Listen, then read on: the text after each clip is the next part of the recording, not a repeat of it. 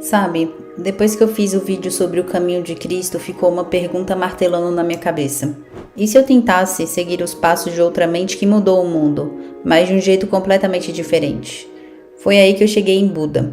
Mas não aquele Buda místico, distante e quase intocável. Eu quis entender o homem. E antes de ser Buda, ele era só Siddhartha, um príncipe cercado de luxo e protegido da dor. E aqui já começa algo que me pegou.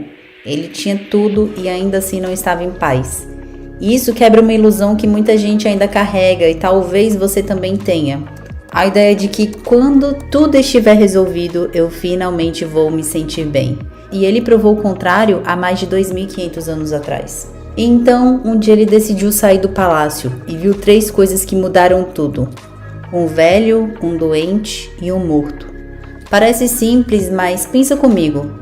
Ele nunca tinha visto isso antes. Foi ali que ele percebeu uma verdade brutal. A vida é instável, o sofrimento é inevitável. E ao invés de fugir disso, ele simplesmente mergulhou. Aqui foi onde eu comecei a testar na minha própria vida. Porque a gente faz o contrário, né? A gente tenta evitar o desconforto o tempo todo. A gente se distrai, rola o feed, a gente foge de qualquer coisa que doa um pouco. Mas Buda ensinava exatamente o oposto. Ele ensinava a olhar para a dor, a entendê-la e a não correr, a não fugir. E isso tem muito respaldo hoje. Na psicologia moderna, isso aparece como aceitação experiencial. Quanto mais você foge de um sentimento, mais ele te controla. E quanto mais você encara, mais ele perde a força. Mas Buda foi além. Ele percebeu que o sofrimento não vem só do que acontece, ele vem do apego. E essa parte foi desconfortável de aplicar, porque ele basicamente diz que o problema não é perder algo, é o quanto você acha que precisa daquilo. Seja no campo dos relacionamentos, dinheiro, status, expectativas, eu comecei a observar isso em mim. E é quase que automático.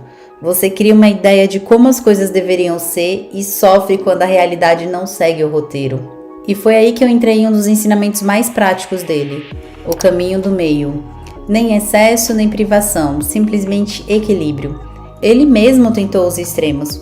Primeiro uma vida de prazer absoluto e depois uma vida de negação total. E moral da história, ele quase morreu de tanto jejuar. E percebeu que nenhum dos dois levava a clareza. Isso hoje também conversa diretamente com a ciência. Nos estudos de comportamento, extremos tendem a ser insustentáveis. Disciplina real não é intensidade absurda, é consistência equilibrada. Mas o que mais me impactou foi algo simples e difícil ao mesmo tempo: presença. Buda falava sobre estar totalmente aqui e agora, sem ser puxado pelo passado, sem ansiedade pelo futuro, e eu percebi o quanto isso é raro. A gente quase nunca está vivendo o momento. Ou estamos lembrando ou estamos antecipando, mas dificilmente vivendo. Então eu testei algo básico. Eu passei a prestar atenção real nas coisas simples. Comer sem celular, andar sem fone de ouvido, respirar de forma consciente por alguns minutos. E isso parece pequeno, mas muda tudo, porque você começa a recuperar o controle da própria mente. E talvez esse seja o ponto central. Buda não queria que você acreditasse nele. Ele queria que você observasse, experimentasse, questionasse.